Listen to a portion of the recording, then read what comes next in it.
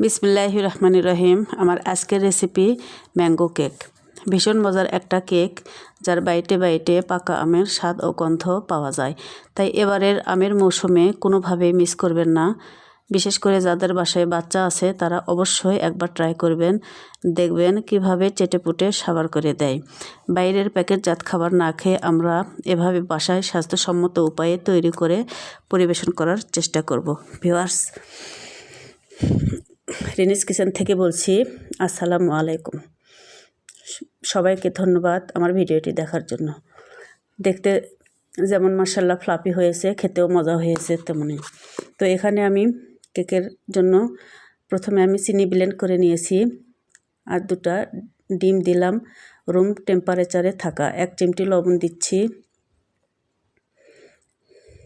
আর এই উপকরণগুলো আমি একটা স্প্যাচুলার সাহায্যে একটু নেড়ে চেড়ে বিট করে নেব ইলেকট্রিক বিটারে। তো আমি চিনি নিয়েছি ময়দার পরিমাণে, যে কাপ দিয়ে আমি ময়দা নিয়েছি সেই কাপের সমপরিমাণ আমি চিনি নিয়েছি। তো এভাবে করে বিটারের সাহায্যে একটু বিট করে নেব। যাদের হাতের কাছে বিটার নাই তারা হ্যান্ড উইক্সের সাহায্যেও এই কাজটি করতে পারেন।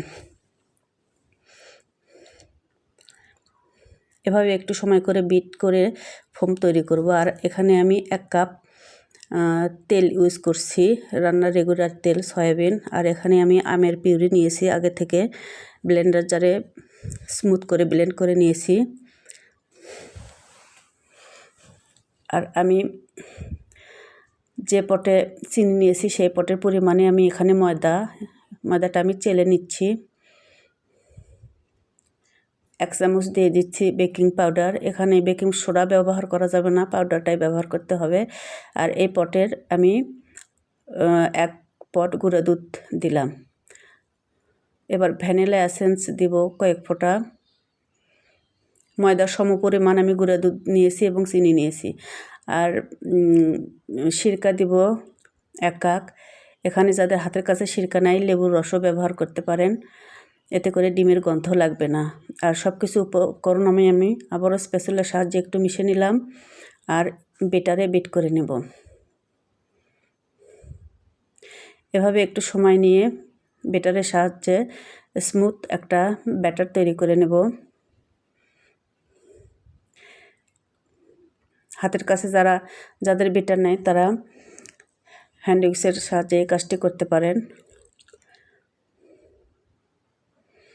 তো এভাবে করে আমি ব্যাটারটা রেডি করলাম। আমার ব্যাটারের ঘনত্বটা এরকম এবং এরকমই পারফেক্ট। এর চেয়ে পাতলা হলেও হবে না, বেশি ভারী হলেও হবে না। তো আগে থেকে আমি মোল্ডে একটু তেল লাগিয়ে কাগজ লাগিয়ে নিয়েছি এবং ব্যাটারগুলো এখানে একটু উপর থেকে ঢালবো,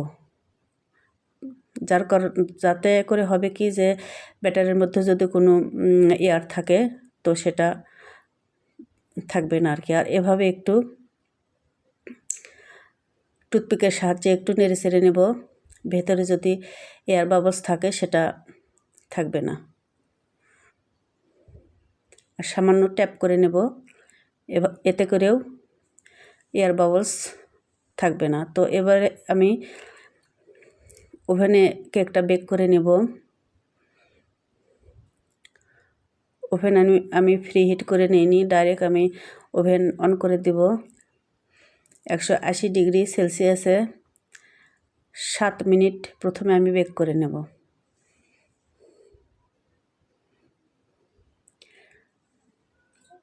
আমি ফিরছি 7 মিনিট পর।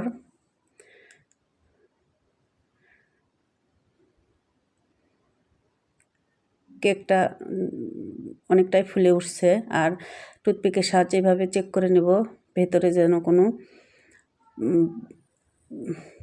টুথপিকটা ক্লিন আসলে বুঝতে হবে যে কেকটা পারফেক্ট হয়েছে। তো আমি এবার একটু ঠান্ডা হলে কেটে শেয়ার করছি। অনেক মজা হয়েছিল কেকটা খেতে। তো ভিউয়ার্স, সবাইকে